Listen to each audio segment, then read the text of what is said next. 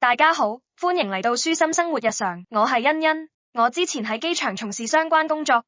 對於航空公司運作、過境流程同海關規定都有相當認識。我打算將自己累積嘅經驗整理成實用貼士，慳錢又慳時間。呢個頻道主力分享搭飛機、過境同旅行嘅實戰攻略。如果你都中意周圍飛，記得訂閱我。最近打開香港連登、IG、小紅書、Facebook 旅遊區，鋪天蓋地全部係同一個話題，火爆到完全刷屏。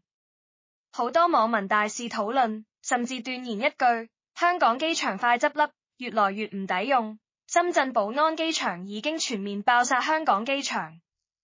大家身為香港人，最近一定有感受到呢股北上搭機熱潮。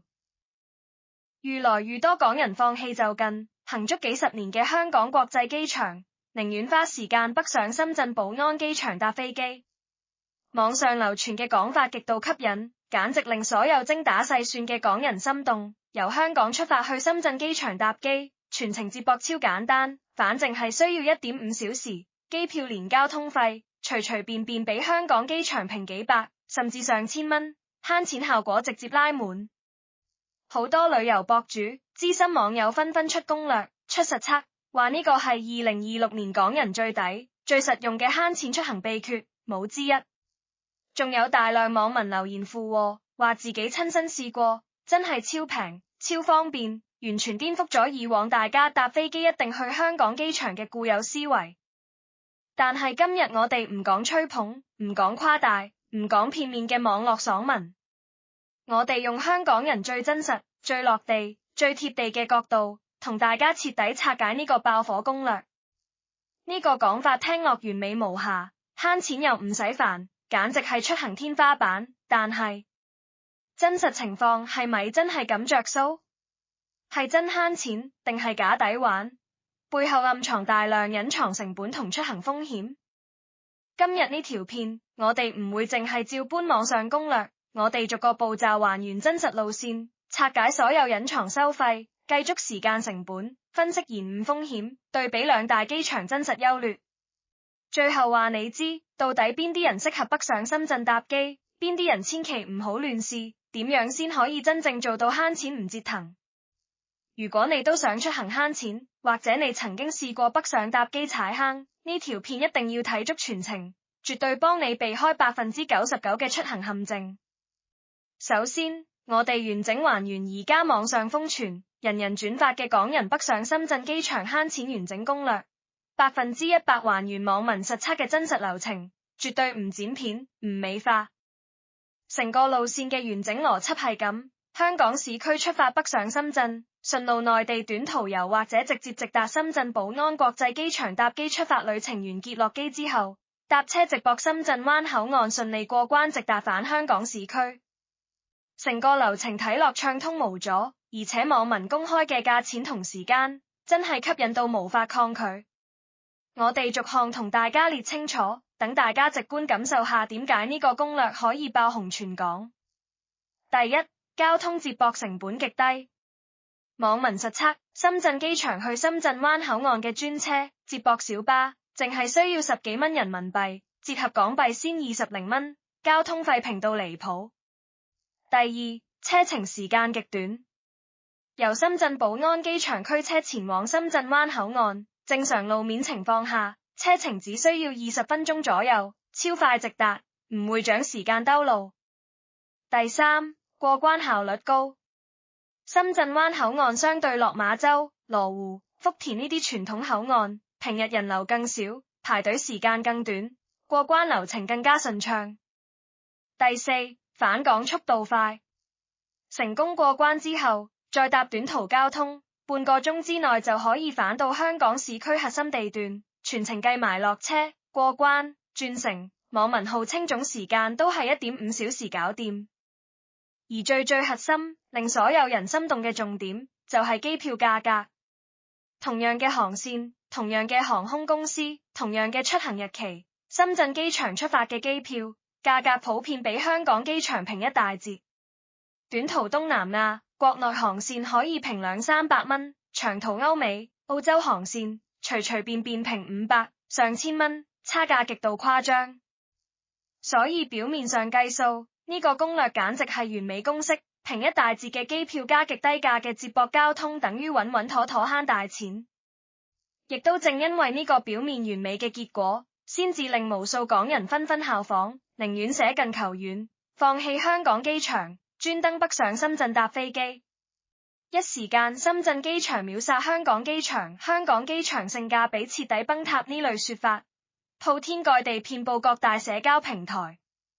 但係各位千祈唔好即刻衝住去試，網上所有攻略都只會話你知最理想、最完美嘅狀態，永遠唔會話你知真實出行會遇到嘅所有隱藏問題。表面睇係超抵慳錢，實際落場執行，成個流程暗藏超多隱藏成本，隨時令你慳落嘅錢全部蝕反晒，甚至仲要額外貼時間、貼體力、貼心機。而家我哋開始深入拆解，撥開網絡美化嘅假象，講所有人唔願意講嘅真實問題。首先拋出一個最核心、最關鍵嘅問題，淨係計機票平，就真係等於成程旅程慳錢，抵玩嗎？答案絕對係唔一定，甚至好多時候完全相反。網上所有攻略全部都只計機票差價同表面交通費，從來唔會同你計算真實出行入面最貴、最容易被忽略嘅三大成本：隱藏交通費、時間成本、體力成本。我哋逐項拆解，等大家徹底睇清楚真相。第一項，被嚴重忽略嘅接駁隱藏收費。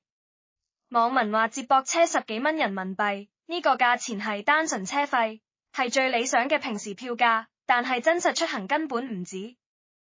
如果你係節假日出行、旅遊旺季、夜晚深夜落機、凌晨航班抵埗，深圳機場去口岸嘅接駁車、專車、的士價格會直接翻倍。遇上週末、黃金週、暑假高峰期，車費隨時由10幾蚊人民幣漲到40、50甚至60蚊人民幣，折合港幣幾十蚊上落，表面平價優勢直接縮水一大截。再加上市面上好多接駁車係定點發車，整點先有班次，你落機之後如果錯過班次，就要原地等半個鐘、1個鐘先有車。呢個時候，你為咗唔使浪費時間，多數人都會選擇搭貴嘅專車、的士，呢筆額外使費，所有網絡攻略都會自動忽略。第二項，深圳灣口岸致命塞車問題。網上攻略永遠只講暢通情況，但係深圳灣口岸作為深港最繁忙嘅口岸之一，每日朝早返工、傍晚放工、週末假日，必塞車、必排隊。一旦遇上塞車，原本20分鐘嘅車程，可以直接變成40分鐘、1個鐘，甚至更耐。路面塞車，車輛排隊入口岸，你坐喺車上面寸步難行，時間白白浪費，完全冇得補救。第三項，過關排隊隱藏時間成本。大家千祈唔好以為深圳灣口岸永遠人少快靜，每逢週末、週日、內地假期、香港公眾假期，兩地居民往返超級多，過關排隊半個鐘、1個鐘係常態。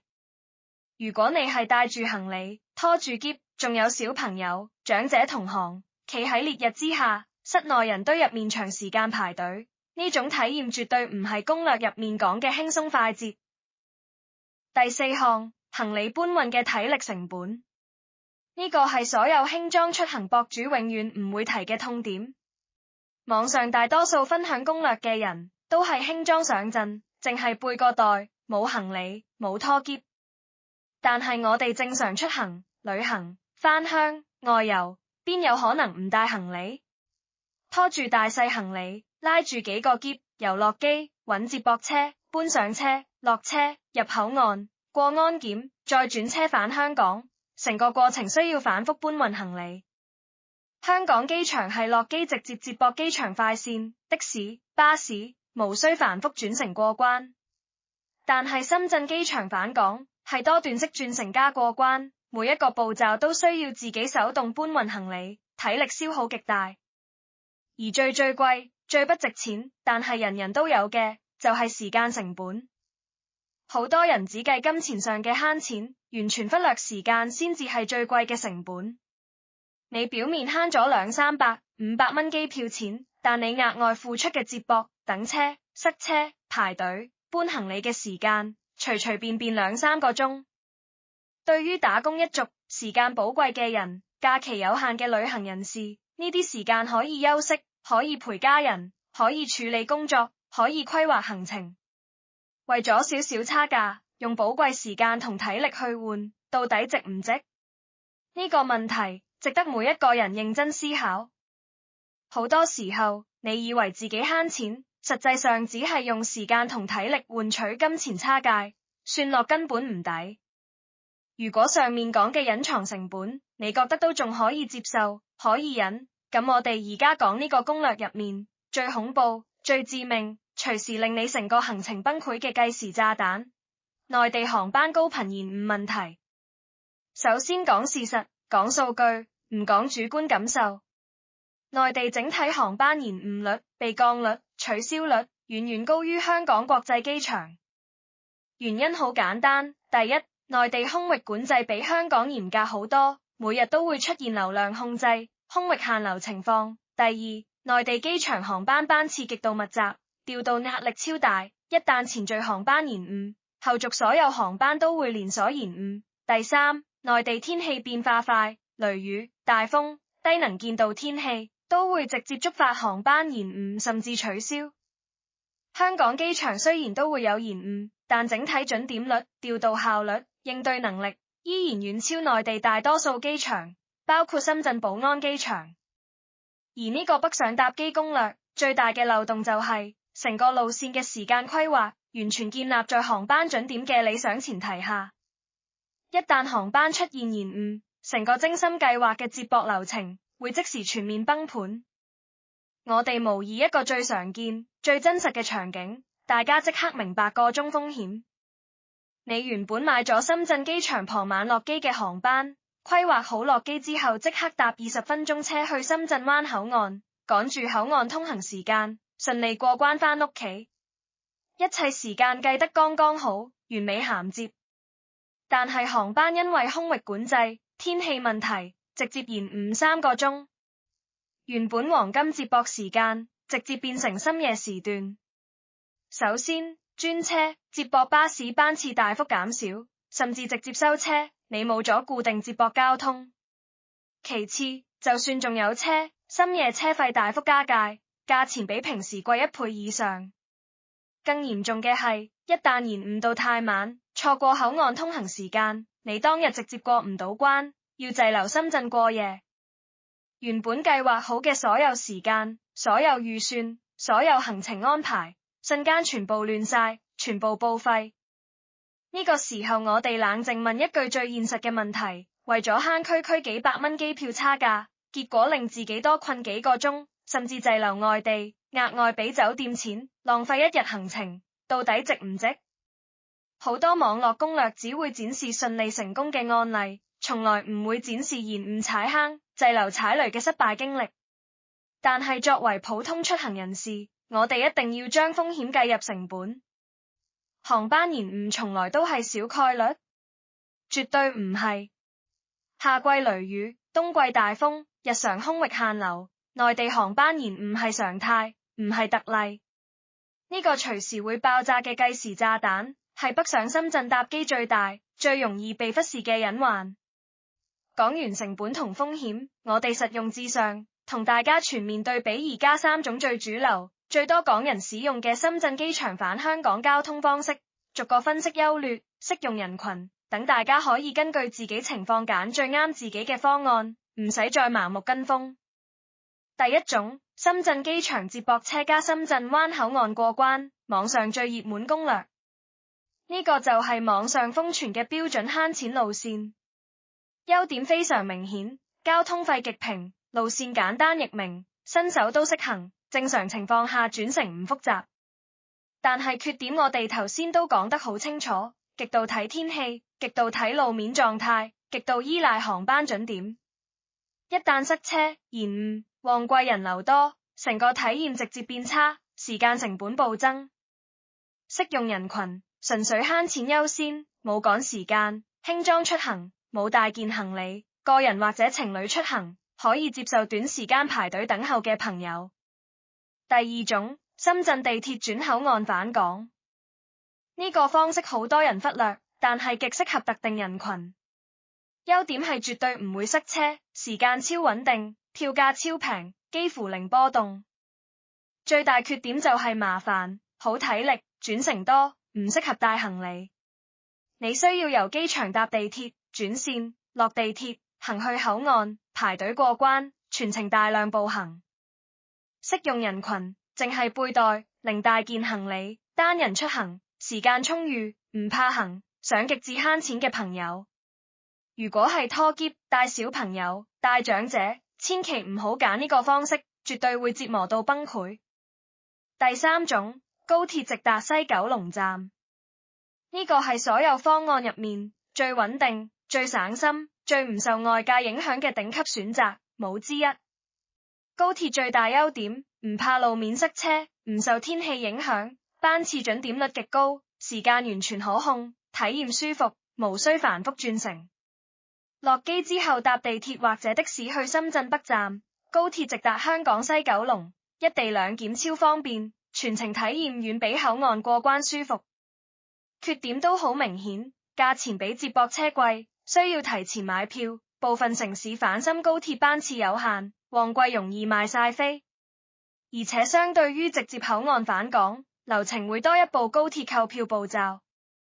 適用人群，怕麻煩，趕時間，行李多，帶老人小朋友，出行預算鬆少少，追求穩定體驗，唔想冒賽車滯留風險嘅朋友。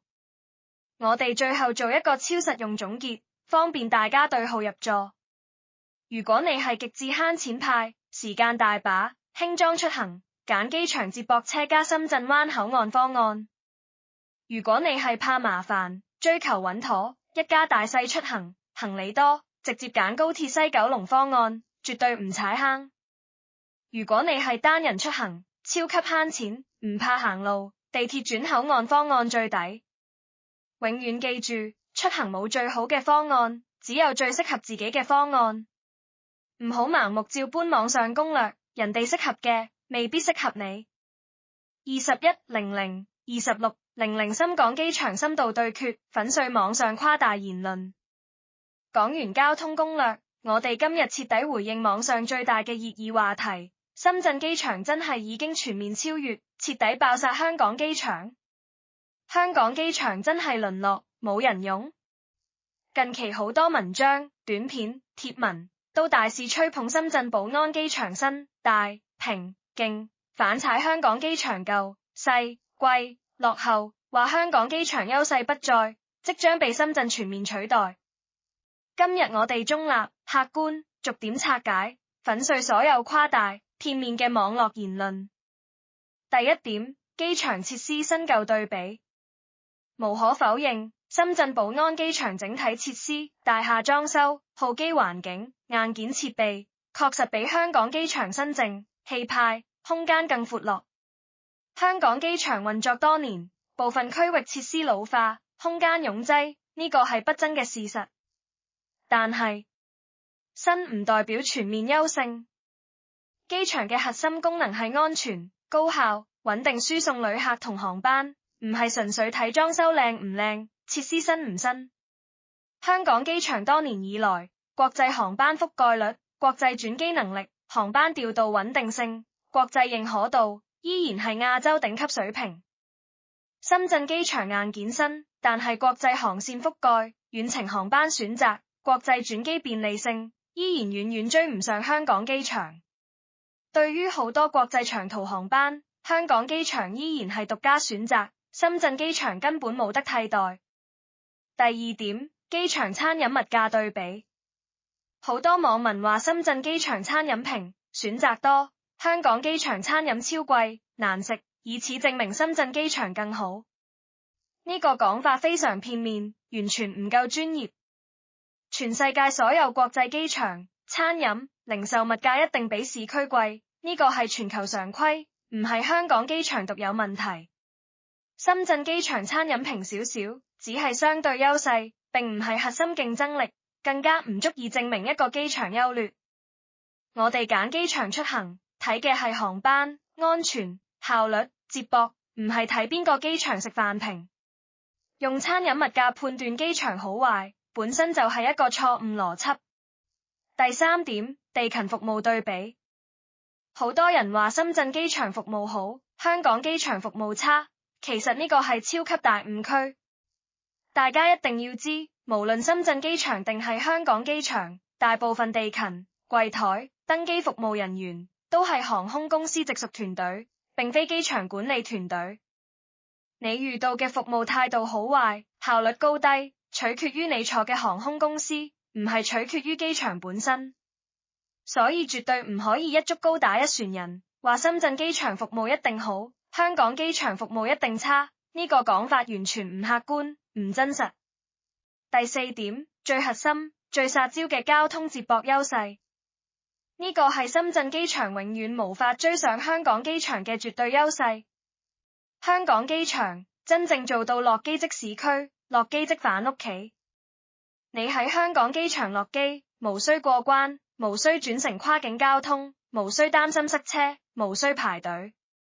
機場快線、巴士、的士、保姆車，四通八達，直達全港各區，流程簡單，零繁複，零不確定性。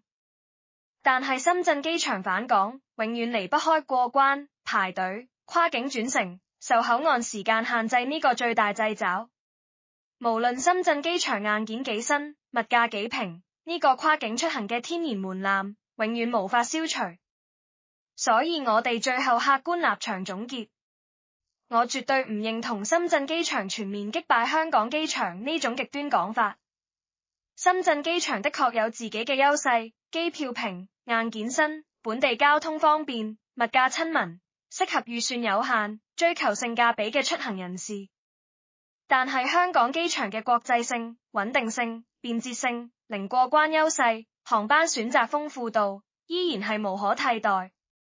網上大部分深圳機場完勝香港機場嘅言論，都係過度誇張、片面取數，只睇優點唔睇缺點，大家千祈唔好輕易被帶節奏。最後我哋拉返今日成條片嘅核心主線，幫大家徹底理清思維，唔再被網絡攻略迷惑。今日嘅話題從來都唔係深圳機場好唔好，香港機場差唔差，而係一個超現實嘅出行選擇題。我到底值唔值得為咗幾百蚊機票差價，額外承擔過關、轉乘、塞車、延誤、體力消耗嘅所有麻煩同風險？我哋今日給出最中肯、最落地、最實用嘅分人群終極建議，大家直接對號入座就可以。第一類，純粹慳錢派，學生黨，預算有限，單人出行，輕裝上陣，時間自由，唔怕麻煩，可以接受小概率延誤風險。呢類朋友絕對可以揀深圳機場出發，只要提前規劃時間，預留充足接駁空間，避開高峰期，真係可以穩穩慳到錢，性價比非常高，呢個攻略絕對適合你。第二類，行李超多，拖大篋細篋，一家大細出行，帶長者，帶小朋友，趕時間，出差公幹，行程緊密。呢類朋友千祈唔好貪平，直接揀香港機場。你哋嘅時間成本、體力成本、行程穩定性遠遠高於幾百蚊嘅機票差價。一旦遇上塞車、排隊、延誤、滯留，帶住老人小朋友，拖住大量行李，只會全程折騰，身心俱疲，絕對得不償失。